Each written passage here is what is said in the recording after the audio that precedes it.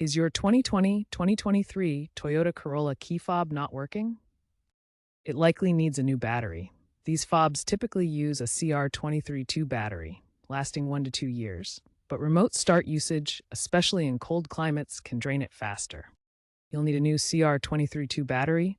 Ensure it reads above 2.8 volts, a small flathead screwdriver or plastic prying tool, and a soft cloth to prevent scratches. Replacement batteries are readily available online or at auto parts stores for under $5. First, locate the seam on the key fob where the two halves meet.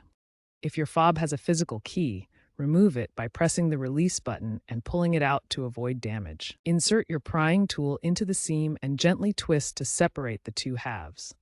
Avoid excessive force to prevent cracking. Inside the fob, note the battery's orientation with the positive side facing up. Use the screwdriver to lift the clip if present and remove the old battery. Dispose of it properly as electronic waste.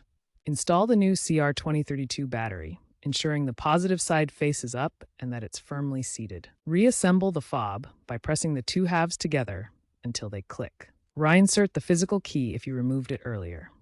Test the fob by locking and unlocking the doors to ensure it works. If the fob doesn't work, consult your owner's manual or Toyota's website for reprogramming instructions.